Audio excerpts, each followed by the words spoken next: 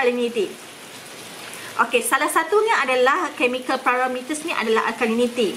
Alkalinity ni adalah, mari kita lihat is the measure the hydrogen ion concentration. Okay, comes from rock, soil, salt, plant activities, industrial waste, discharge. If an area's geology contain large quantities of calcium carbonate, CaCO3 limestone, water body tend to be more alkaline. Maksudnya alkalinity ni kalau mengandungi kalsium karbonat yang tinggi, dia akan menyebabkan air kita tu akan jadi macam agak masin sedikit, more alkaline lah. Okay, capacity to neutralize. So dalam kes tersebut kita kena neutralize dengan menambahkan asid. Okay, presence of carbonate, bicarbonate and hydroxide compound of calcium, magnesium, natrium dan juga kalium. Alkalinity sama dengan hardness kalsium dan juga magnesium salts. Okey. Okey, tengok kat sini Okey, ni perhatikan betul-betul ni. Okey, ni kalau boleh hafal sedikit lah. Alright. Okey, sekejap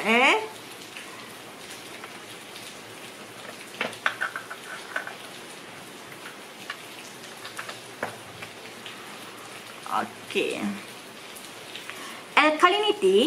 Alkalinity lebih besar daripada hardness. Okey, dia menunjukkan kewujudan basic salts, natrium, kalium along with calcium dan juga magnesium. Okey, sekiranya alkalinity lebih kecil daripada hardness, so dia adalah neutral salt of calcium dan magnesium. Wujudnya adalah neutral salt daripada kalsium dan juga magnesium. Faham Sekiranya alkalinity lebih besar daripada hardness. Okey, ini nanti kita akan buat pengiraan. Dia punya cara pengiraan dia. So dia adalah alkalinity lebih besar daripada hardness, so wujudnya kehadiran basic salt, natrium, kalium dengan kewujudan kalsium dan juga magnesium. Tetapi sekiranya alkalinity lebih kecil daripada hardness, so dia adalah neutral salts of calcium, magnesium. Okay, next. Okay, alkalinity ni, kita tengok alkalinity ni is determined by titrating with acid and the result are expressed in terms of milligram per liter as CaCO3 seperti ini. Contoh miligram as CaCO3, okay, sama dengan miligram as species. Dia macam yang A tadi tu, A darab dengan equivalent of CaCO3. Berapa tadi? 50 kan? Okay, over equivalent weight of species. Ni adalah A tadi. Sama juga formula dia tadi.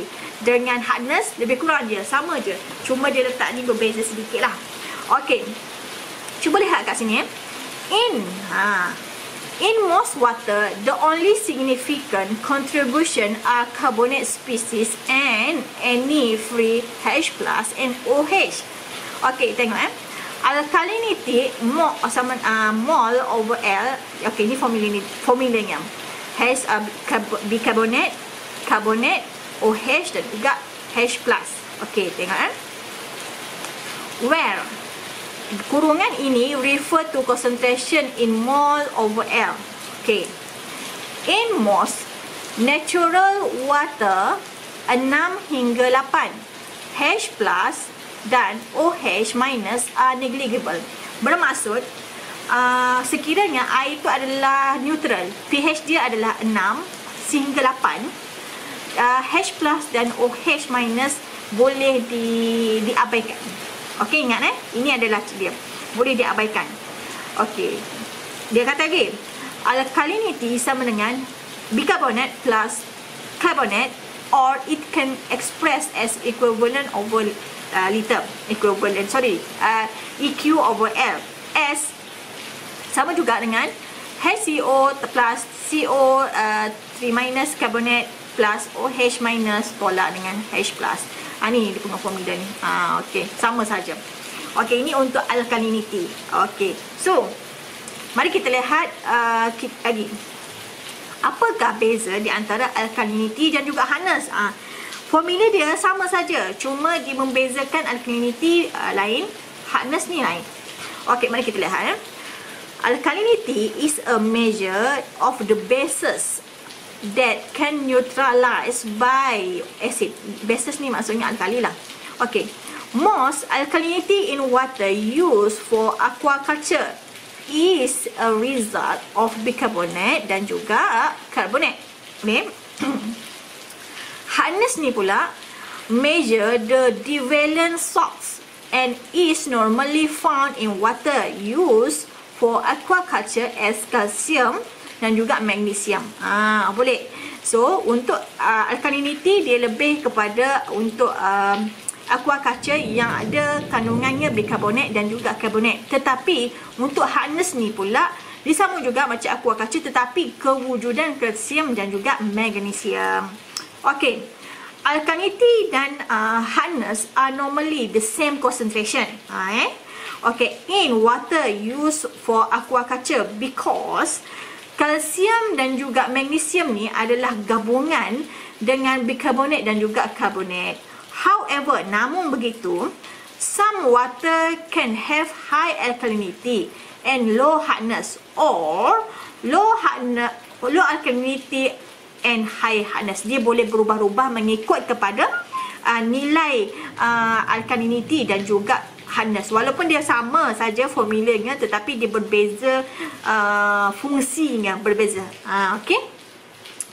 Alright. Okay, mari kita lihat example ini. Kalau boleh study example ni sebab markah dia kalau dimasuk markah dalam final ke exam ke kan, final exam, so dia ini insya-Allah membantulah. Okey.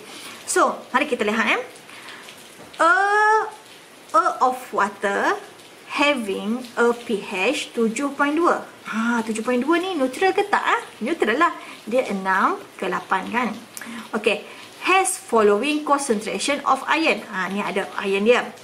Concentration. Okey. Ca2+, Na+. Okey, ni concentrationnya.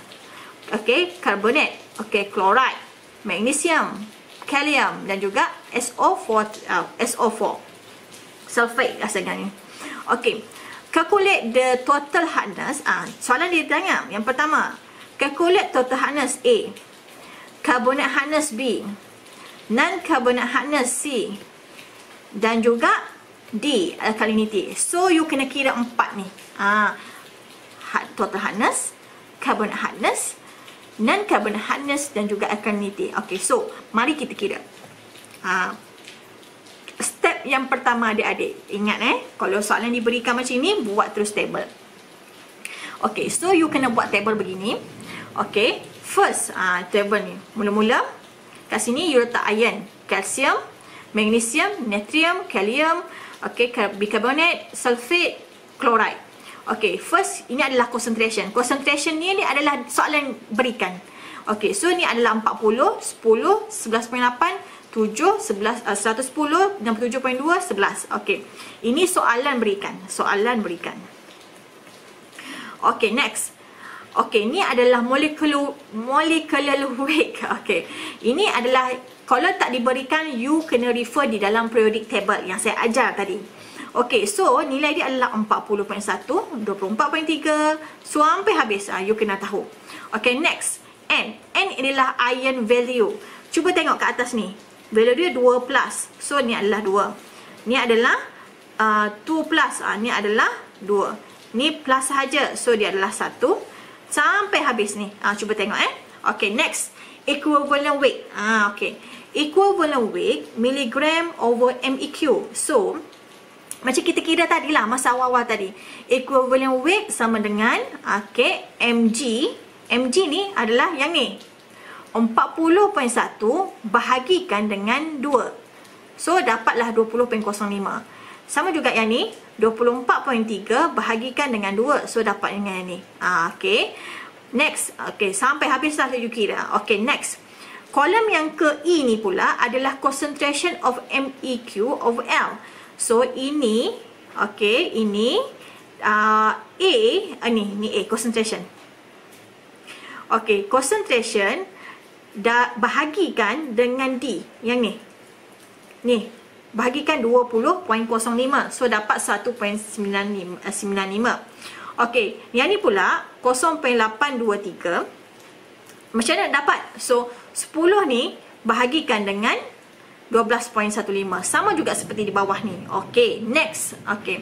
Lepas tu baru kita kira concentration of milligram per liter. Sorry, ini huruf kecil Milligram per liter SCaCO3. So kita kena darabkan yang E ni darab dengan 50. Okey. So yang ni darab dengan 50 dapat yang ni. Ini darab dengan 50 dapat ini sampai habis benda yang sama. Okey, next. Cuba adik-adik lihat Okey, ini adalah explanation lah, Okey, cuba lihat. Mana ini adalah charge positif.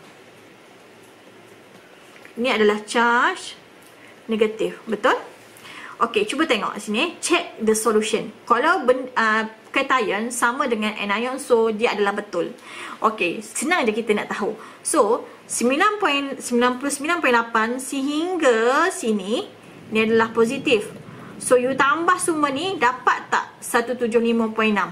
Okey, kira pakai kalkulator masing-masing. Jangan ingat macam gitu je. Kalkulator kira satu-satu sama-sama. Okey, sama juga yang ni. Ini adalah negatif anion. So, kalau total semua ni dapat 175.6. So, bila sama, so dia adalah betul. Dia boleh, kalau macam berbeza pun plus minus 10% lah perbezaan dia di antara kedua-dua ni. Okey, so nampak kat situ, kalau sama kedua-dua ni, so dia adalah betul.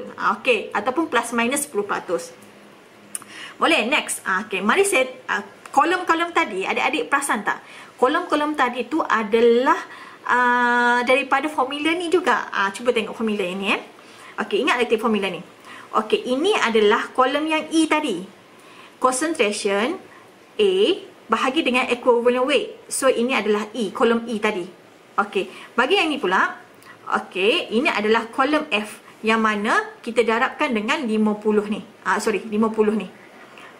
Faham So nilai yang ni E darab dengan 50, so dapatlah kolom F ni. Okey, ini sebenarnya kolom tadi adalah untuk memudahkan you all lah, untuk memudahkan untuk adik-adik buat. So ini adalah caranya lah. Kalau kuas soalan senang Okey, insyaAllah. Okey, so seterusnya adalah step yang kedua. Okey, total hardness TH. Okey, TH ni adalah sama dengan multivalent cation. Okey, kita tahu total hardness sama dengan Ca2+ tambah dengan magnesium 2+. Okey, nilai Ca tadi, okey, tengok daripada table tadi. Okey, Ca mana tadi? Yang ni. Okey, dengan yang ni. Magnesium. 99.8 dengan 41.2. So kita boleh tahu nilai okey ni. So ini adalah nilai total hardness. You kena tambah, dapatlah kalsium karbonat. Ini adalah nilai total hardness. Ingat, total hardness kalsium dengan magnesium sahaja. You kira. Ingat Next, alkalinity. Okey, ingat alkalinity. Alkalinity, okey, berkaitan tentang pH. Okey, cuba tengok. Ini formulanya. Ingat formula ni kena hafal. Okey, ini alkalinity. Okey, bicarbonate, carbonate, OH negatif dengan H+. Okey, since pH kita berapa? 7.2. Dia adalah apa? Neutral. Tadi kan dia kata, kalau neutral kita boleh abaikan OH dan juga H+. Ingat? Dia dalam formula ni. Ni. Kan dia cakap kan, in most natural water, pH 6 ke 8, H+ dan juga OH are negligible. Maksud kita boleh abaikan sekiranya pH dia adalah 6 ke 8. Sebab dia masih lagi dalam neutral. So, ini kita boleh terus buang. Okey, slide ini nombor 58 dia boleh refer. Okey, so alkalinity ni sama dengan bicarbonate sahaja. Kenapa bicarbonate je? Mana pergi yang ni? Okey, mari kita lihat table tadi. Ingat Okey, cuba adik-adik lihat. Untuk yang tadi, alkalinity, dia ada ni saja. Ada tak CO3 tadi? Ada tak? Tak ada kan? So, ini saja kita ambil kira. Mana satu nilai kita nak ambil? Kita ambil nilai yang ni. 1.8. Okey, kita bawa ke sini. So, sekarang kita nak kira alkalinity. Okey, cuba lihat kat sini. Okey, so 1.8 nilai dia MEQ over L. Ni unit dia. So, macam mana kita nak kira alkalinity? So, 1.8 MEQ over L darab dengan 50 gram over MEQ. So, dapatlah nilai dia adalah 90.1 mg per liter SCaCO3. Okay, sedarab dengan 50. Okay, clear Faham Alright, next. Terusnya, step yang keempat, carbonate hardness. Okay. Carbonate hardness ni, the portion of the hardness associated with carbonate or bicarbonate. So dia adalah gabungan di antara carbonate dan juga bicarbonate. Okay. Okay, tengok alkalinity kita tadi 90.1 mg per liter SCaCO3. TH kita berapa tadi yang kita kira? 141 mg per liter SCaCO3. Ingat? Okay. So, CH kita ni adalah 90.1. Kenapa sama dengan yang ni? Okay, mari kita lihat If alkalinity lebih besar daripada total hardness. Ingat, alkalinity lebih besar daripada total hardness, then CH sama dengan TH. And NCH sama dengan kosong. Okay, so ini kan kita dah nyatakan di dalam slide yang nombor 49. Mana? Cuba refer. Okay, so sebab itulah dia ambil nilai alkalinity ini. Okay, alkalinity ni ambil nilai kat sini, bawa ke sini. So ini adalah nilai CH nya. Okay, bila boleh faham?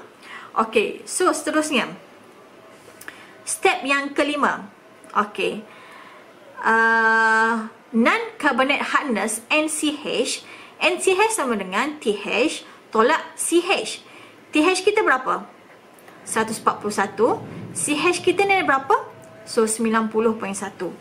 So, total dapatlah ini untuk NCH. Okay, clear kat situ? Okay, ingat Okay, saya ulang lagi sekali. If alkalinity lebih besar daripada TH, then CH sama dengan TH.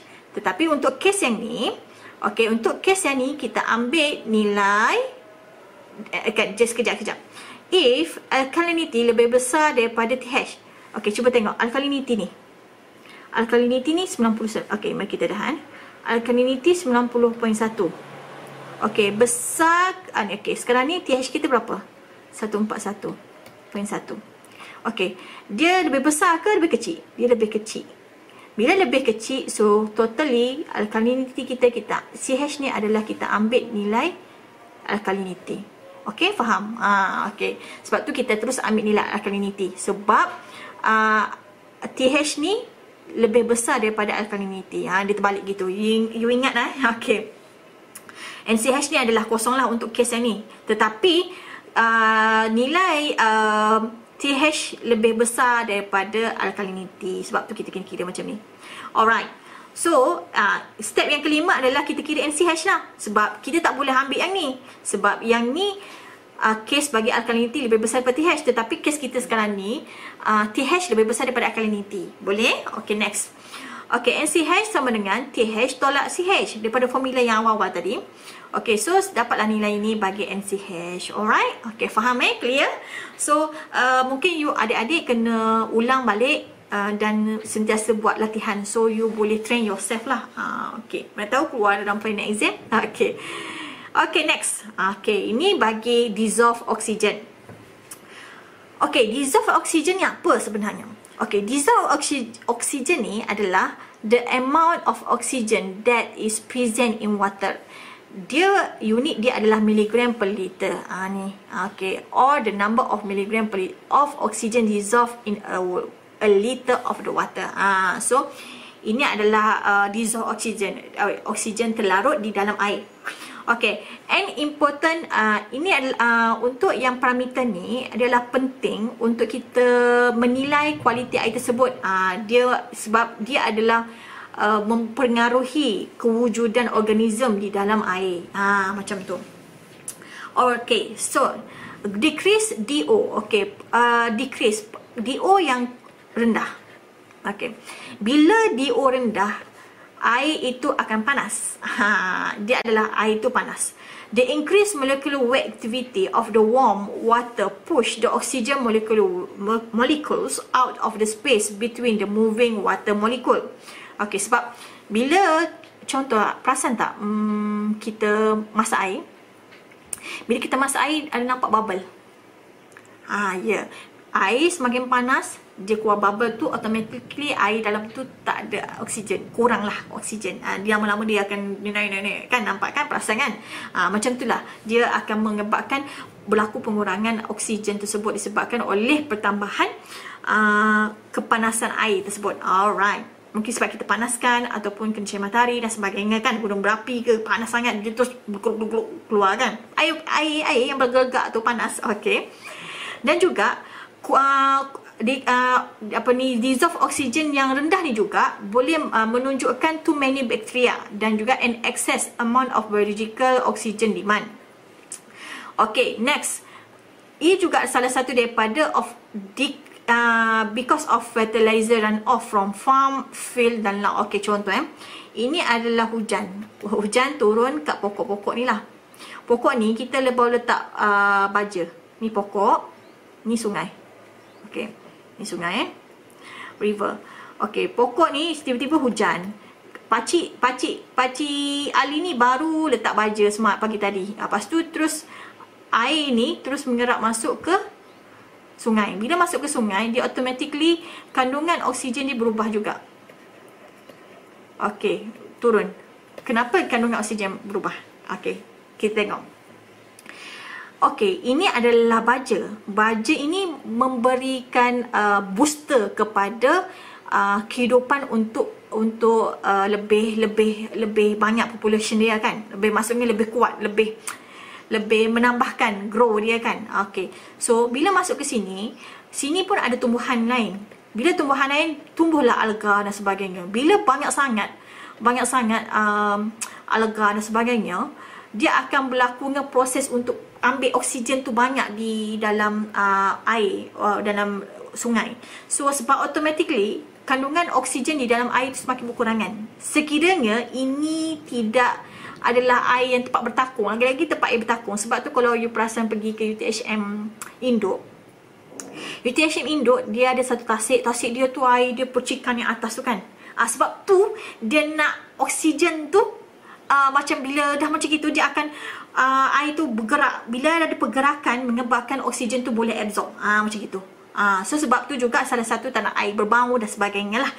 Okay, ini adalah salah satu kenapa kesan daripada pengurangan oksigen di dalam sungai. Okay. Apakah faktor-faktor yang menyebabkan perubahan dissolve oksigen dalam air? Yang pertama adalah atmosphere pressure, ATM. Okey, yang kedua adalah temperature, ya. Kalau semakin panas, semakin dia tak ada air, oksigen. Okey, excessive organic material. Macam tadilah photosynthesis dan juga respiration. Okey, saltiness of water, macam air masin dengan sebagainya kan. Okey, seasonal change, mungkin perubahan climate, perubahan cuaca dan sebagainya menyebab juga perubahan dissolve oksigen di dalam air. Okey, kalau soalan ni tanya boleh tahu Okey, next. The factor affect the level of the dissolved oxygen present in water. Okey, apakah faktor-faktor yang beri kesan kepada oksigen dalam air? Okey, ni adalah explanationnya. Ni boleh study disebabkan oleh high temperature, saya dah terangkan tadi. Disebabkan pertambahan organic material, organic matter, fresh water disable using for the salt water. Air masin pun tak ada, kurang pressure, atmosphere pressure. Next, okay, temperature juga menyebabkan ia berlakunya pengurangan oksigen sekiranya air itu panas dan sebagainya. Dan juga the surface water. Okay, contoh, when this happen, the surface water mix into the lower level diluting the oxygen. That was the surface water increasing the need of oxygen due to increase the decomposition. Okay, macam contoh kan, tadi kan saya kata sungai tadi. Bila berlaku pertumbuhan alga, jadi dia dan juga ada orchid kat sini. Apa panggil tu? Orchid lah. Orchid ke? Maksudnya mamak siapa? Sorry. Teratai. Bunga teratai. Dia akan menutup. Bila dia akan menutup lapisan atas sungai ni, kan cahaya matahari nak masuk macam mana? berlaku fotosintesis tak? Ya, akan mengukarkan. Bila pertumbuhan sangat banyak bunga teratai kat atas ni, dia akan menyebabkan kat dalam ni akan mati sebab dia tak ada kandungan oksigen dan tak ada berlaku fotosintesis yang berlaku. Dia menyebabkan juga pengurangan dissolve oksigen dan automatically tiada akuatik hidupan di dalamnya. Sebenarnya benda-benda ni semua adalah memberi kesan kepada kita. Ikan berkurangan, akuatik kurang, air kotor, tak ada pergerakan air, oksigen berkurangan. So, ini adalah memberi kesan kepada kita disebabkan oleh tangan-tangan kita juga. Jadi, ini adalah salah satu daripadanya juga. Okey, faham sebenarnya seronok environment ni. Sebabnya kesan-kesan ini memberi kesan kepada kita sebenarnya. Tanpa kita... Sebenarnya kita kena berfikir lah. Sebab tu kita kena belajar environment. Sebab tu saya suka environment ni. Alright. Okay, next. Alright. So sekarang ni, dissolve oxygen and water temperature. Okay. So ini adalah ada yang telah membuat kajian. Okay. Ni adalah surface dissolve oxygen. Okay. Ini koceng 6 pagi dia berkurangan. Okey, bila sampai ke pukul 6 petang, okey, dia akan naik, semakin naik. Lepas tu dia akan menurun pula dia punya temperature dan juga dia punya kandungan dissolved oksigen. Macam tu. Sebab dia kan sini dah sejuk dah kan. Dah sejuk, so dia akan naik. Dia punya kandungan surface dissolved oksigen dia. Okey, then bila dia lepas tu dia pun menurun balik semula. Sebab apa? Tak ada juga kandung tak ada temperature tak ada cahaya matahari pun disebabkan juga ini. Samalah ni waktu dia sama. Okey, tak ada proses oksigen yang berlaku di fotosintesis dan tiada penambahan oksigen di situ. Alright, okay, next. Ni, okay. Dissolved oxygen and water temperature. Okay, cuba tengok Stratification can cause dissolved oxygen and temperature to vary at different depth of a same point. Okay, contoh ini cahaya matahari Okay, ini adalah stratification, lapisan-lapisan. Ini high temperature, high dissolved oxygen. Kenapa? Sebab ini ada cahaya matahari. Bila ada macam ni, dia akan ada wujudnya sini pula oksigen dia tinggi. Sebab dia on surface. Okay, bila masuk ke bawah lagi, low dissolved oxygen, low temperature. Ini temperature dia dah kurang, temperature. Lepas tu pula oksigen semakin berkurangan sebab oksigen berkurangan di sini sebab tak sampai ke bawah. Sebab tu, okey, kalau adik-adik perasan okey, ni ada angin masuk kat sini, ada angin, ada. So ada circulation udara di sini. Namun di bawah tiada, semakin berkurangan. Sebab tu, kalau adik-adik perasan, ikan di surface water berbeza, kalau di laut lah. Ikan di surface water berbeza dengan ikan di bawah dasar laut. Lagi dasar laut tu berbeza dia punya hidupannya, habitatnya berbeza. Sebab tu, sebab mengikut kepada habitat tersebut, dia mampu atau tidak sampai ke bawah. Ada habitat dia hanya boleh hidup di tengah saja. Ada habitat dia boleh hidup di bawah saja.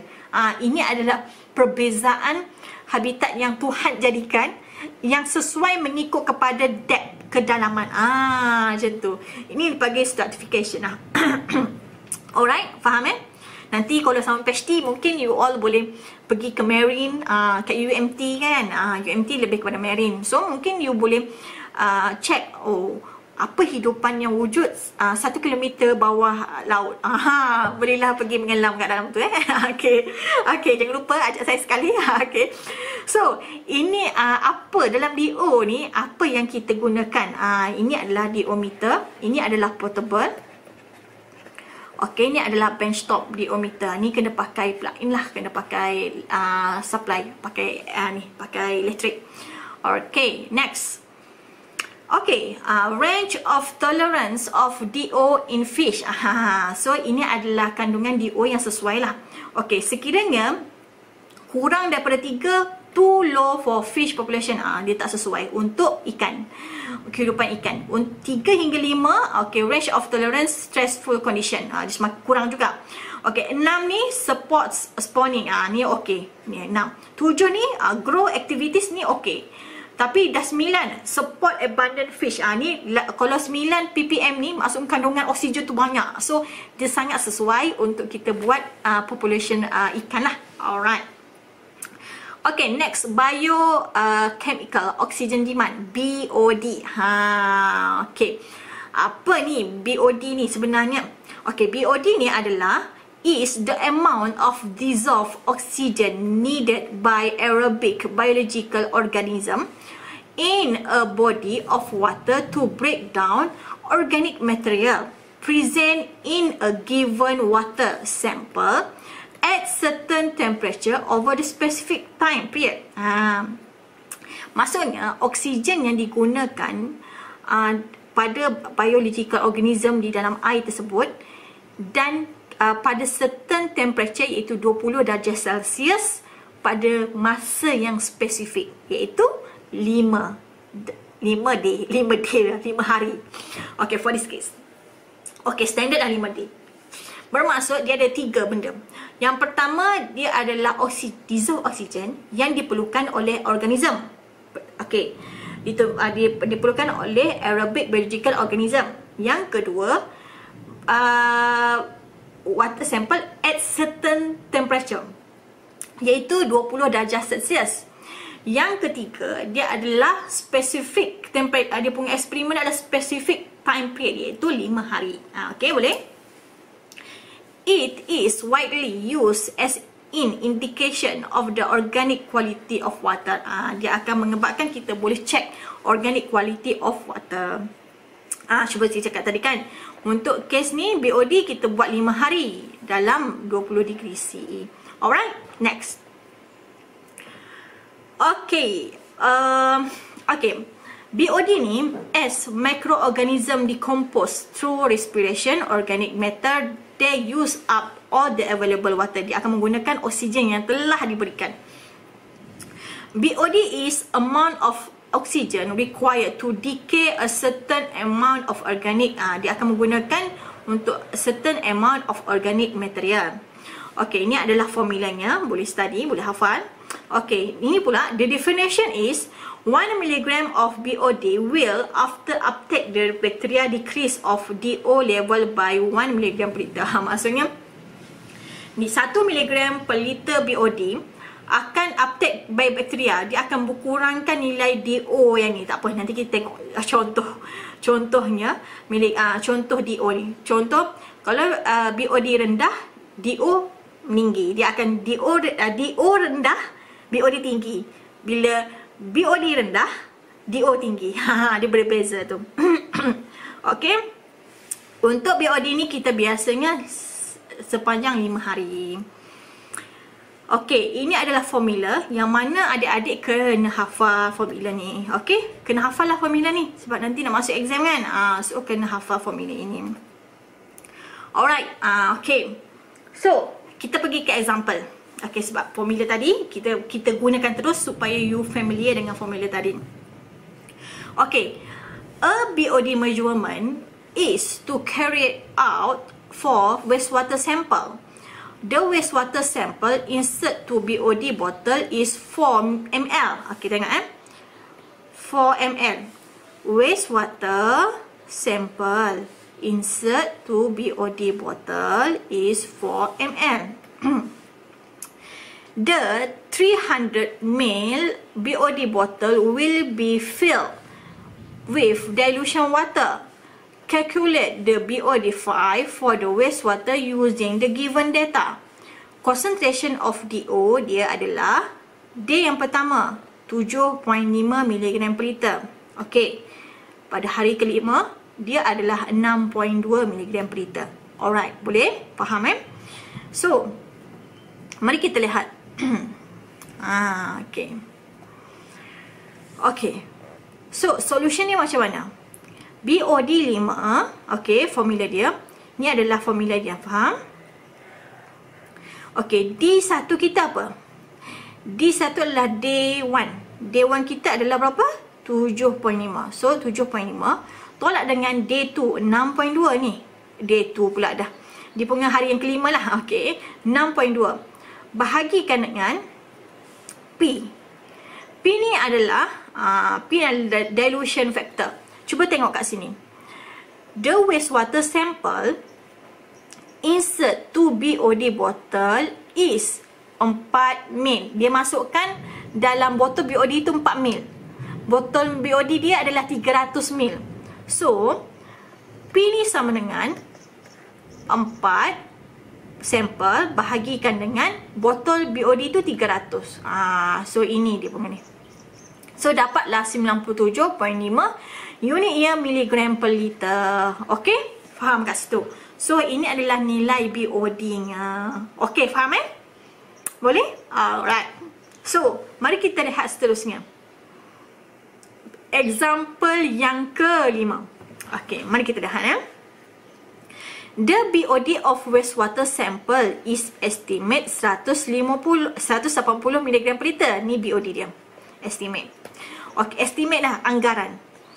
What volume of undiluted sample should be added to 300 ml bottle? What are the sample size and dilution factor using this volume? Okey, sample size ni satu. Assume 4 mg per liter BOD can be assumed in the BOD bottle. Dia kata 4 mg per liter milligram per liter of BOD can be consumed in the BOD bottle. Okay, next. Dia ada banyak soalan ni. Ni satu. Ni A. Ni B. Okay. Yang soalan B pula. What is the BOD5 of wastewater sample if DO value for the blank and diluted sample after 5 days ni. DO value D2 lah, D final. D final dia adalah 8.7. Sorry, blank dia, blank dia adalah 8.7 miligram per liter.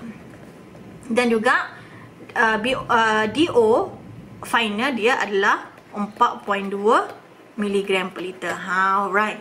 So, dia nak kira berapakah nilai BOD5 nya. Alright. Mari kita lihat. Okay. Solution bagi A ni. Okay. Dia kata tadi, what volume of undiluted sample should be added 300. Maksudnya, satu botol tu 300 ml. What are the sample size and dilution factor using this volume? Assume 4 mg per liter DO can be consumed in the BOD bottle. Okay, mari kita lihat. Untuk yang ni, bila dia kata consume, bila consume digunakan, dia terus bahagikan kat sini adalah, dia gantikan D1 tolak D2 ni adalah terus 4 mg per liter. Nanti tengok ni, yang ni. Okey, ini adalah BOD estimate tadi 180 yang ni. Okey, yang ni BOD estimate. Sama dengan dia nak tahu sample volume. Okey, sample volume dia kalau kita tahu satu botol dia 300 ml. Okey, 300 ml. So, perempuan-perempuan dapatlah sample volume dia adalah 7 ml. Okey, boleh kat situ? Faham Okay, next. Untuk soalan B pula. What is the BOD5 of wastewater sample if DO value for blank and diluted water 5 dia? Okay, mari kita lihat. Okay, yang ni pula. Dia kata, okay, D1 kita adalah, D1 ni adalah, ini adalah awal. Initial. Biasa dia akan samakan dengan blank nilai dia. So, sebab tu dia adalah blanknya ni. Okey. D2 adalah final 4.2. Tadi kan dia kata 4.2 kan? Okey. Next. Okey. So, kita nak tahu berapa nilai BOD ni sekarang. Kita nak tahu nilai BOD ni. Okey. So, kita dah tahu dah 7 daripada nilai ni adalah sampel saja adalah 7. So, 7 over 300. So, dapatlah 193.13 mg per liter. Boleh? Okey, clear So, nampak kat sini soalannya berbeza. Ini disebab apa kita gunakan yang ni? Sebab dia kata consume. Bila consume menggunakan. Bila menggunakan dia adalah tolak. Okey, di antara DO initial dengan DO final, dia tolak terus nilainya. So itu adalah konsum yang digunakan. Okey. Tengok soalan dia tu macam mana cara olahnya. Okey, mari kita tengok pula example yang ke-6. Okey, example yang ke-6 ni pula apa? Okey, suppose the estimate BOD of an influent sample 400 mg per liter and assume the DO of saturated dilution water adalah 8 mg per liter. Since the criteria for the most valid result state that the DO depletion at the end of 5-day incubation should be at least 2 mg per liter and residual DO at least 1 mg per liter. The formulas to calculate the minimum and maximum estimate dilution. Assume, anggap the volume of BOD bottle adalah 300 ml. Okey, mari kita lihat mari kita lihat Suppose mari kita lihat dulu. Suppose estimate BOD of an influent sample 400. 400 mg per liter for BOD lah, estimate BOD estimate. Okey, and assume that DO of saturated dilution water adalah 8. Maksudnya DO yang paling tinggi dia adalah 8 mg per liter. Okay, since the criteria for most valid result states that DO depletion, pengurangan DO ini berakhir selepas 5 hari ini should be, mestilah at least sekurang-kurangnya 2 mg per liter. Maksudnya pengurangan dia adalah 20 mg per liter. Okay, at least sekurang-kurangnya.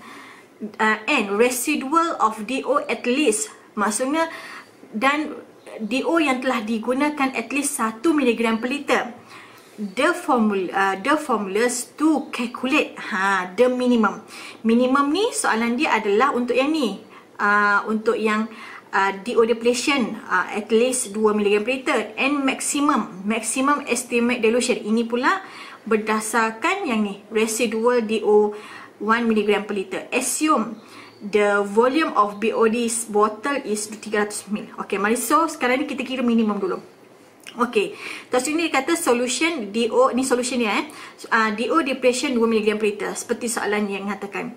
Okay, maksudnya dia kata dia pengurangan at least 2 mg per liter, bermaksud DO initial tolak dengan DO final, okay, iaitu DO1 tolak dengan DO akhir 2 mg per liter. So ini adalah 2 mg per liter.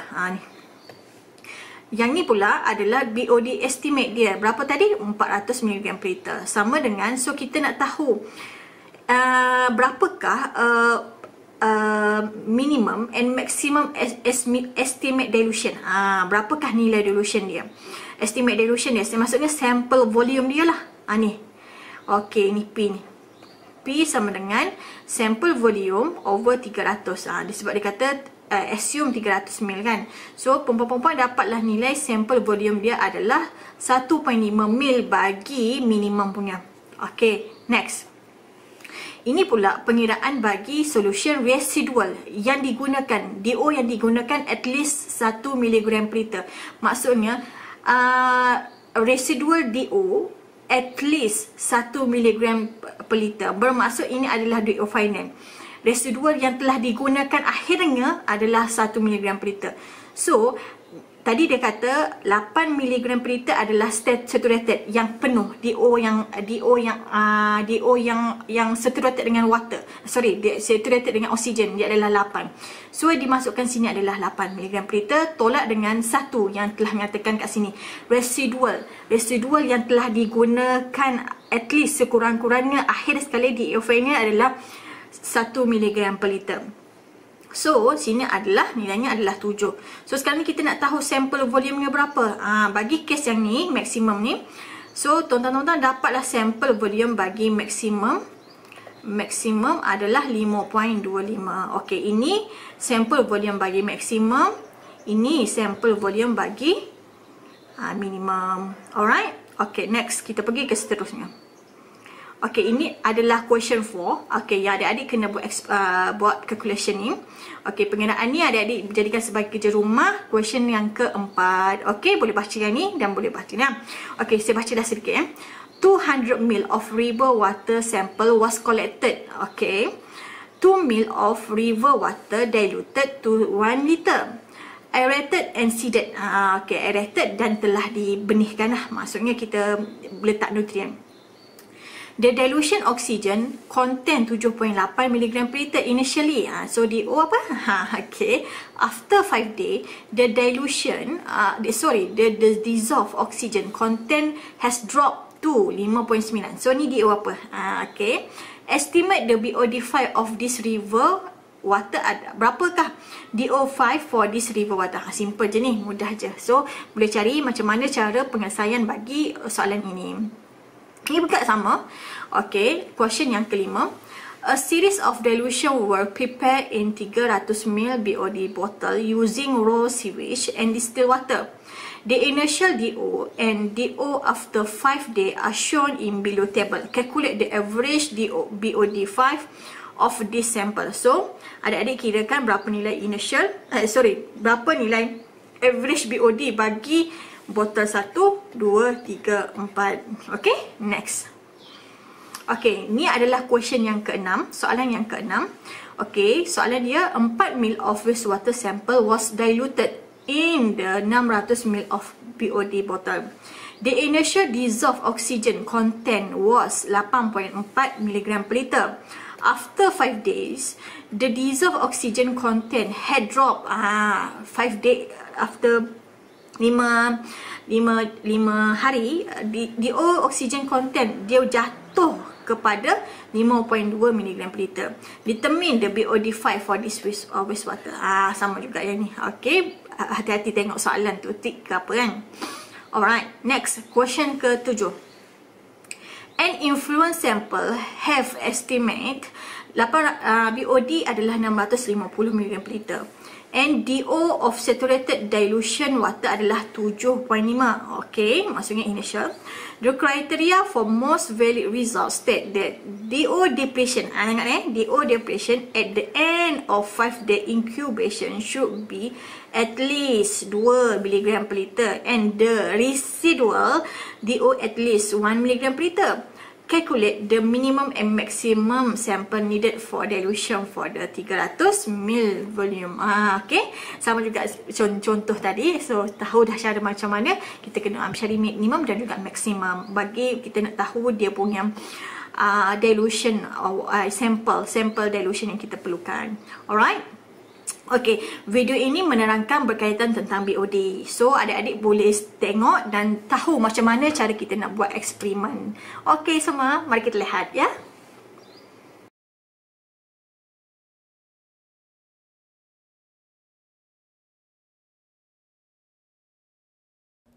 The biochemical oxygen demand is an empiric laboratory assay which indirectly measures the amount of organic matter contained in a water sample. This assay is the most widely used method for the assessment of water quality. The equation on the screen describes the biochemical process behind the BOD assay. BOD is, in fact, a measure of the amount of oxygen consumed by heterotrophic bacteria for the oxidation of organic matter. Hence, BOD is expressed in milligrams of oxygen per liter. And the higher the amount of organic matter in water, the higher the BOD value. Although there exist various methods for BOD measurement, the principle is the same for all of them. A volume of water sample is put in a recipient where the changes in the oxygen content are measured before and after incubation at 20 degrees for a certain time. If the sample is expected to have a low content of microorganisms, an inoculum should be added. Moreover, an extra nutrient solution may be added to ensure that the growth of microorganisms is not limited. BOD values increase over time as organic matter is progressively biodegraded. However, after 5 days, the majority of the organic matter contained in the sample has already been degraded. For that reason, BOD5 which is measured after 5 days of incubation, is the most widely used method. On the other hand, if the aim is to measure the total content of biodegradable organic matter, BOD21 is measured after 21 days of incubation. The oxidation of other compounds present in the water sample can also contribute to the consumption of oxygen. In particular, nitrification could interfere in the measurement of BOD, leading to an overestimation of its value. To prevent this, the use of an inhibitor is required. So now that we already know the theory, let's have a look at how we actually measure BOD5 in the lab. It consists of placing the sample in a recipient sealed with a manometer and in constant agitation in dark conditions. The manometer measures the decline of pressure inside the recipient caused by oxygen consumption. With the measured decline of pressure, the mass of oxygen that has been consumed is calculated using the ideal gas law. Sodium hydroxide is added to absorb the carbon dioxide produced in the process, which might interfere in the pressure measurement. First off, we introduce a magnet inside the bottles so that when they are placed on the magnetized tray, they remain constantly agitated. Now, we need to determine the volume of sample which will be introduced in the recipients. For that purpose, we previously need to make an estimation of the expected BOD range of the sample. With that information, we go to the table provided by the device manufacturer, which establishes the specific volume of sample to be put in the recipient for each BOD range. Now, let's imagine that we expect the BOD of our sample to be somewhere below 200 milligrams of oxygen per liter. In that case, we can see that the volume to incorporate to the recipient is 250 milliliters. To measure the exact volume, it is necessary to use well-suited volume measuring tools.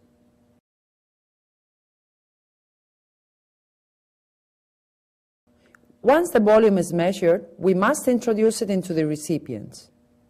To ensure that we will always fall within a valid range, it is recommended that 3 different volumes are used for each sample. At this point, we will add the nitrification inhibitor. Now, it is time to put the sodium hydroxide into the plastic enclosure located within the manometric cap.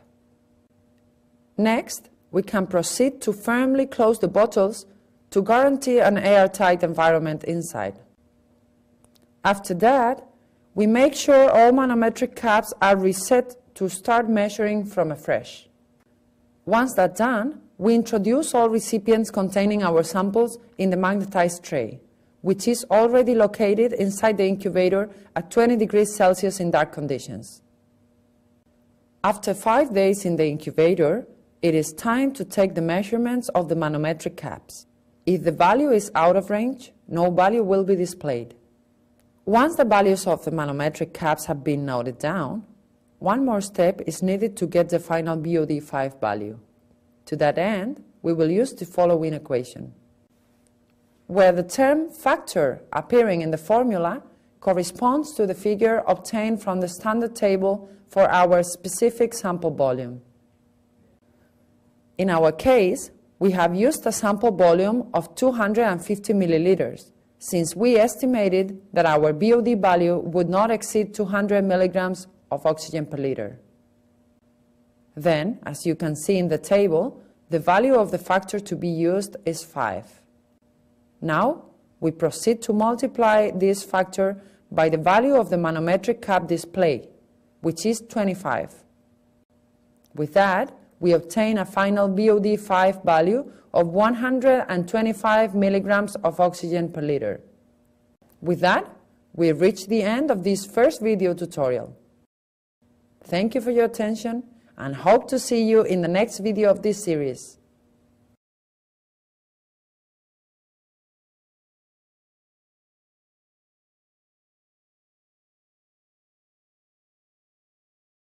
Okey, seterusnya kita pergi kepada COD. Okey, chemical oxygen demand is the amount of oxygen required to degenerate all pollution in chemical way by adding oxidizing agent and heating. Okey, kalau COD ni dia sama macam BOD, tetapi BOD tu kita buat 5 hari. Untuk COD ni kita gunakan bahan kimia dan kita buat selama 2 jam sahaja. Cara pemanasan secara heating lah, chemical. Okay, in general, the chemical destruction, you can remove more pollution that then with the biological way lah. Maksudnya kita boleh removekan pollution dengan cepat dengan berbanding kita buat biologi tu macam lambat sedikit lah. Okay, dan dia punya unit adalah miligram per liter. Okay, next. Okay, different between BOD dan juga COD. Apa bezanya BOD dan juga COD? BOD ni adalah kalau ada tanya perbezaan boleh jawab lah. BOD ni adalah a measurement of consumed oxygen by aquatic microorganism to decompose or oxidize organic matter. Maksudnya BOD ni digunakan oleh aquatic organism to decompose and oxidize the organic matter, dan juga dia adalah 5 hari dengan spesifik temperature 20 degree C. Tetapi COD ni adalah pula apa? Okay, COD refer the requirement of dissolved oxygen for the oxidation of organic and inorganic constituent both. Kedua-duanya dimaksudnya dia oxidize kan organik dan juga inorganic, dan kedua-duanya dengan kita buat menggunakan bahan kimia, dan juga kita buat tu selama 2 jam sahaja. Okey, faham perbezaannya? Alright, okay. Kalau adik-adik lihat kat sini, dissolved oxygen dan juga biochemical oxygen, apa perbezaannya? Cuba lihat sini. Kalau soalan minta lukis, adik-adik boleh tulislah, lukislah macam mana caranya. Okay, contoh ini dissolved oxygen. Okay, ini clean zone. Sorry. Ini adalah clean zone. Okay, air mengalir daripada sini ke sini, kiri ke kanan. Okey, dia mengalir air ni. Okey, mengalir air daripada ni, contoh bukit lah. Bukit turun bawah. Okey, tiba-tiba ada nampak ni. Ni pollution. Okey, ni daripada kilang lah. Contoh kilang kain, tekstil yang dia berikan air ni berwarna begini. Okey, mula-mula dissolved oxygen 8 ppm ni adalah saturated, maksudnya okey. Okey, maksudnya kat sini dah clean air dia. Tapi bila sampai ke sini, adanya sumber pollution kat sini, dia terus menurun. Kerana apa? Sebabnya ada berlaku decomposition zone kat sini. Okey, decomposition zone, okey, kalau adik-adik lihat, dia akan semakin berkurangan. Okey, automatically BOD ni dia jatuh, dia rendah waktu ketika ni sebab clean zone. Tetapi bila ada pollution yang berlaku, dia terus naik nilainya. Okey, dan dia DO pula menurun. Okey, ni dipanggil decomposition zone. Ingat decomposition zone. Okey, bila dia dah bergerak lagi, air ni mengalir kan? Bila air ni mengalir, bila air mengalir, dia akan ada tindak balas yang mana ada tindak balas kimia yang berlaku. Dia akan menyebabkan dia boleh recover balik di semula. Tetapi dalam masa yang sama dia ada septic zone. Okey, lepas dia ada composition, dia adalah septic zone. Okey, bila septic zone kat sini, dia adalah proses yang mana adanya fish, absent, fungi, sludge, bakteria dan sebagainya. Okey, selepas tu dia pergi lagi ke zone yang seterusnya, dipanggil recovery zone, yang mana dia adalah berlaku proses berubah cara untuk macam mana untuk berikan oksigen balik semula dengan cara di recover balik. So dia ada proses kat sini, bakteria akan makan pollution tersebut, dan ada yang hidup, ada yang mati sebabkan tidak mampu daripada pollution yang telah diberikan oleh tekstil tadi. Contohnya kan. So ini dipanggil recover zone. Sebab itu DO semakin bertambah. Okey, BOD semakin turun. Dia BOD naik, DO turun. DO naik, BOD turun. Okey, then lepas tu pergi lagi ke seterusnya, baru dah ada clean zone. Yang mana back to normal balik. Sebab tu, kalau contoh sini kilang, ni kilang tekstil. Okey, sini pula kilang apa? kilang ayam lah contohnya. Ayam pun buang pula kat sini. Bila masa air ni nak recover diri dia sendiri. So sebab tu lah memang mereka kata okey tak apa, buang kat sungai je. Tetapi kesannya kita nanti, sebab nanti kita ada water treatment lagi, nak ambil air ni bawa pergi ke water treatment plant untuk ambil air kepada kita lah, air minum pula. So ia adalah kesan kepada kita juga. Alright, faham Ini hafal biasa akan keluar ni. Decomposition, septic zone, recovery, clean zone, BOD, COD ni. Okey, hafal Okay, next. Okay, nutrient. Nutrient ni apa sebenarnya? Dalam chemical parameter ada nutrient. Nutrient ni adalah excess nutrient cause algal bloom. Okay, maksudnya nutrient yang lebih disebabkan oleh alga bloom is alga die. Sekiranya alga ni mati dan dia mereput, high bacteria load rapidly consume dissolved oxygen. Dia akan menyebabkan bakteria tu akan menggunakan dissolved oxygen untuk proses pereputan. Okey, nutrien ni ada beberapa lah. Di antaranya adalah nitrat, okey, NO3 dan juga fosfat PO4 3-. Okey, nitrat ni adalah increasing level of nitrat is due to agriculture fertilizer, manure daripada ni sisa najis dan sebagainya, animal dung, nitrogenous material, sewage pollution, baby blue dan sebagainya lah. Okey, boleh baca sendiri lah ini. Tetapi untuk fosfat ni pula apa? Phosphate concentration in clean water is generally low. Okey, kalau air yang bersih memanglah fosfat ni rendah. However, phosphorus is used extensively in fertilizer and other chemical. Dia juga digunakan di dalam fertilizer juga. So, ini adalah kesannya daripada kita lah untuk daripada agriculture. Dia akan menyebabkan berlakunya fosfat ini, perlebihan of fosfat di dalam air. Alright. Okay, next. Okay, tadi saya kata, okay, cuba tengok okay, andai kata kat sini ada pakcik tanam nenas. Okay, dia letak baja fertilizer. Okay, bila hujan berlaku, sisa baja ni berlebihan, dia akan terus interact masuk. Dia ada yang terus ke sini dan dia akan mengalir ke sini. Okey, bila mengalir baja ni, mengalir ke sini, okey, baja ni ada kandungan fosfat fosfat yang tinggi. Bila ke sini, dia akan menyebabkan pertumbuhan alga. Okey, bila pertumbuhan alga ni berlaku, dia sampai satu masa dia akan decay, ada berlaku pereputan. Dan automatically kat sini DO-nya rendah. Bila DO rendah, maksudnya air dia kualiti tidak bagus. Okey, so bila berlaku pereputan kat sini, dia akan menyebabkan oksigen kurang, menyebabkan binatang ni mati. Okey, automatically lepas tu nanti ada teratai, pokok teratai. Cubalah tengok kat pokok teratai tu, bukannya cantik sangat. Okey, cantik-cantik, tetapi dia adalah kesan kepada di bawahnya. Dia tak ada mengurangkan kandungan oksigen di dalamnya sebab tak ada berlaku fotosintesis yang berlaku di dalam. Okey, so apa? Ini adalah dipanggil proses eutrophication ni. Okey, apakah kesan eutrophication? Kalau soalan ditanya, so boleh jawab masing-masing. Excessive growth of phytoplankton and filamentous alga, increase in aquatic plant. Memang pun di dalam ni bila berlaku eutrophication, okey, dia akan ada bertambah bertambah aquatic, sebab aquatic makin bertambah. Bila banyak sangat, dia akan menyebabkan increase turbidity cloudness. Air tu semakin keruh. Okey, next. Bila dia semakin keruh, bila ada alga lagi, lepas tu dia akan ada proses pereputan. Bila ada proses pereputan, dia akan menyebabkan berlakunya proses sedimentation semakin bertambah. Sebab pereputan dia akan turun bawah kan. Dia sedimen maksudnya mendak ke bawah.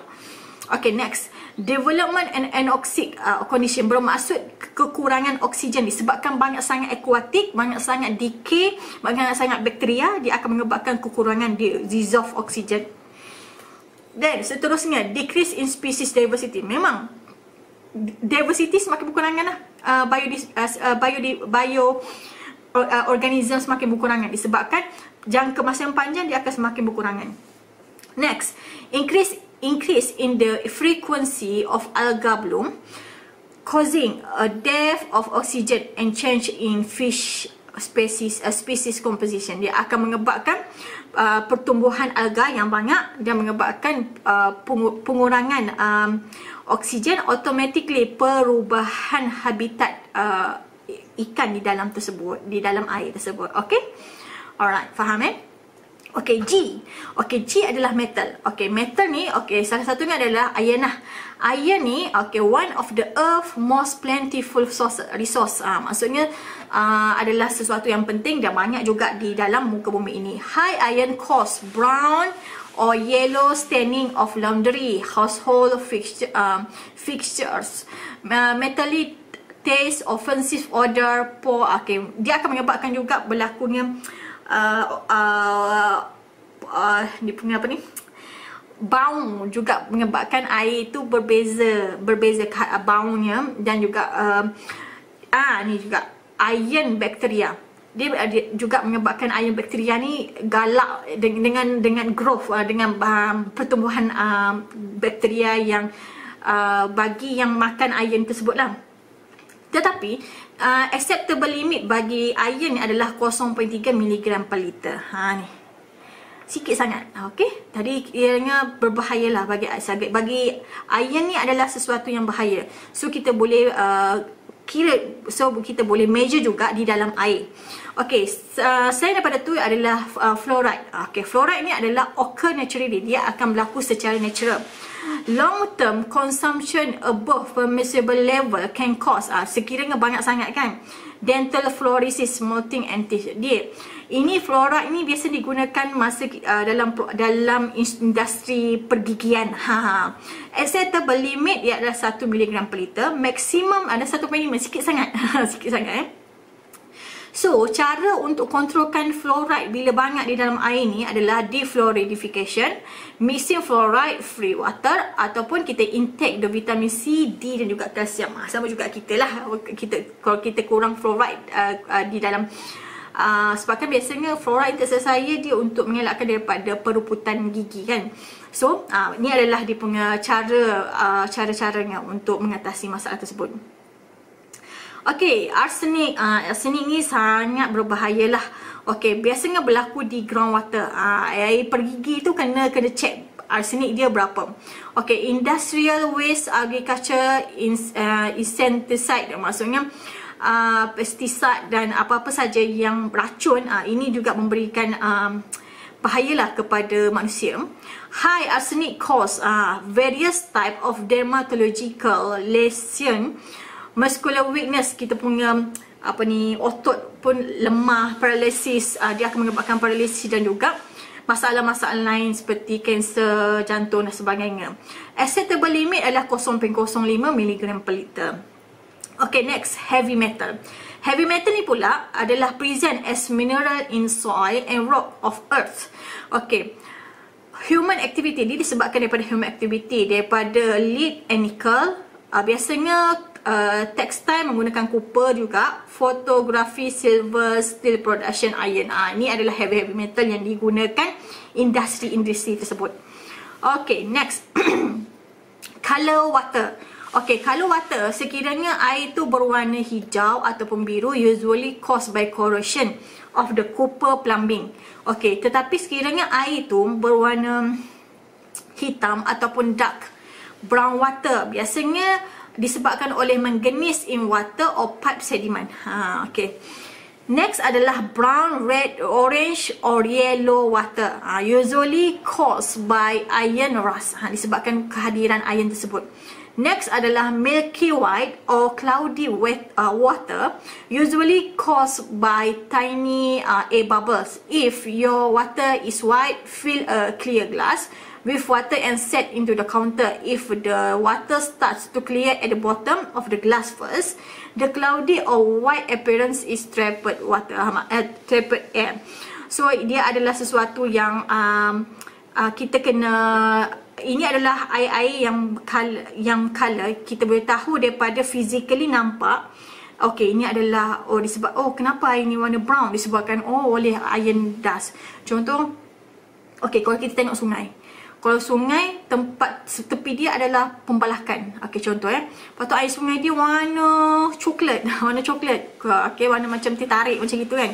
Itu kemungkinan kalau kita cek dia menggunakan dia mungkin ada wujudnya ion yang tinggi di dalam air tersebut. So ini adalah salah satu macam ni kita nak tahu physically dia punya jenis dia punya status air tersebut. Itu secara fizikal, tetapi kita kena cek dengan menggunakan instrumen-instrumen yang penting lah, macam BR6000 tu. Okay, next. Okay, so sekarang kita pergi ke biological parameter. Okay, tadi dah chemical, physical parameter. Sekarang ni kita pergi kepada biological parameter. Okay, so biological parameter ni adalah apa? Iaitu biomonitor defined as an organism that provide quantitative information on the quality of the environmental around it. Memanglah dia berkaitan tentang define an organism di dalam air tersebut. So ada 4 iaitu bioindicatornya. Yang pertama plant indicator, yang kedua animal indicator and toxin, yang ketiga yang kedua tadi kan, yang ketiga microbial indicator, dan juga yang keempat macroinvertebrate bioindicators. Okey, mari kita pergi ke seterusnya. Plant indicator ni apa sebenarnya? Ni seperti macam ni, licin ni. Okay, the presence or absence of a certain plant or other vegetation life in the ecosystem can provide important clues about the health of the environment. Contohnya licin ni, licin yang warna putih ni. Okay, licin ni are found on rock, dalam batu, pada permukaan batu ataupun permukaan pokok-pokok, and they respond to environmental change in forest, including the forest structure, conservation biology, air quality dan climate. Licin ni adalah indikator yang menunjukkan perubahan yang disebabkan oleh forest structure, hutan, conservation biology, air quality, udara punya kualiti air, kualiti udara, dan juga perubahan disebabkan oleh climate tersebut, cuaca. Okey, maaf ya. Dan saya kat bawah ni sembunyi sikit baby ya. Okey. The disappear of lichens in forest may indicate sekiranya tak ada yang lichens ni disebabkan oleh environmental stress such as high level of sulfur dioxide. Adalah pertambahan, bukan tambah, tingginya kandungan sulfur dioxide dan disebabkan, dan juga nitrogen di dalam udara. So ini juga disebabkan oleh perubahan yang kita boleh nampaklah sebagai plant indicator. Okay, next adalah animal indicator and toxin. Okay. The increase or decrease of animal population may indicate damage to the ecosystem caused by pollutant. Ya memang, apa-apa saja yang berkaitan disebabkan oleh ekosistem, disebabkan oleh tercemar dan sebagainya, dia akan menyebabkan perubahan tinggi dan menaiknya animal population. Okay, macam kita jugalah. Okay. Ini juga disebabkan population cause the depletion of important food sources, animal species dependent, juga disebabkan oleh population bagi animal ini juga. Okey, submerged aquatic ini boleh baca lah okey, untuk pengetahuan adik-adik lah. Okey, contohnya yang ni, submerged aquatic vegetation. Ni pertumbuhan akuatik di dalam air ni tersebut juga. Ini adalah sebagai indikator kepada toksin yang ada di dalam air. So kita boleh nampak macam juga alga. Bila kita nampak alga terlalu banyak di bawah dan pertumbuhan pokok teratai di atas, ia menunjukkan bahawa indikator tersebut dia menunjukkan bahawa kandungan oksigen kurang di dalam tu. Juga itu dalam jangka masa yang panjang lah. Walaupun jangka masa panjang, kita sebagai human perlu menjaga alam sekitar. Alright, next. Microbial indicator. Okay, microorganism can be used as indicator of the presence of pathogen dan juga infection agent that cause illness to aquatic or terrestrial ecosystem health. Ini juga 5 indicator species, contoh total coliform, fecal coliform, okay, coli, E. coli, fecal streptococcini dan enterococcini lah. Okay, bukan kuih koci tapi nama saintifiknya. Okay, next, right, pathogen pula. Pathogen adalah capable of infecting the transmitted disease to human. Ada beberapa ya, contohnya bakteria, virus, protozoa, okay, fungi dan juga alga. Ini adalah capable yang boleh memberi kesan kepada manusia lah, memberi penyakit kepada manusia. So dia berhati-hati dengan bakteria-bakteria inilah, pathogen ini. Okay, total coliform, not recommended as indicator or recreational water where they are usually present from the soil and plant contact. Okay, total coliform are standard test contamination of the finished drinking water. Ni maximum contaminant level MCL drinking water is 0 total coliform per 100 ml of water, 95% of the sample after treatment. So ini adalah untuk total coliform. Ada juga di dalam standard yang telah dalam DOE tersebut. Okay. Next, fecal coliform. Okay. More fecal specific subset to the total coliform bacteria. Okay. Widely used to monitor recreational water. Dan ni juga adalah okay, tengok on the basis of statistical data, the Environmental Protection Agency (EPA) has recently begun recommended E. coli and enterococcini as better indicator of health risk for the water contact. So ini ada satu indikator yang dia menggunakan E. coli dan juga enterococcini. Maaf ya, sekejap. Okay. So seterusnya. Okay, ni adik-adik boleh baca lah sendiri Ini adalah standard yang kalau boleh less than 15 ke 20. Okay, fecal coliform ni. Alright, next. Ni, okay, boleh tengok kat sini. Ini adalah kelas yang telah dibenarkan lah. Untuk yang ni, kelas 1, primary contact recreationally. Okay, secondary contact recreationally. Ini adalah kelas-kelas yang dibenarkan. Dan domestik juga ada 2000 fecal per 100 ml air tersebut. 100 berapa banyak jumlah fecal yang telah dicerap lah. Okay, E. coli ni pula. E. coli ni bahaya ni. E. coli is a single species of fecal coliform bacteria. Juga dia berbahaya lah. Okay, saya pernah ada saya baca, saya tengok video yang mengatakan ada satu macam orang biologi dah, saya rasa dia ambil semua telefon semua satu kelas dia dan dia cek berapakah nilai E. coli di dalam bila dia ambil macam contoh ini telefon. Okey, ni telefon kan. Okey, lepas tu dia ambil test, dia cek berapa nilai E. coli di telefon. Rupanya banyak. Rupanya bila tengok memang banyak sangat E. coli di dalam bukan di dalam, on surface of telefon tu lah, handphone. Rupanya tabiat mereka membawa telefon di dalam toilet sebab masa dia orang pergi membuang tu dia orang tengok entahlah dia orang punya gadget lah kan. Itu adalah salah satu daripada banyaknya E. coli di telefon tu. So basuh betul-betul telefon tangan you all lepas pergi toilet, so baru boleh pegang telefon dan macam-macam lah Okay, next. Okay, microinvertebrate bioindicator.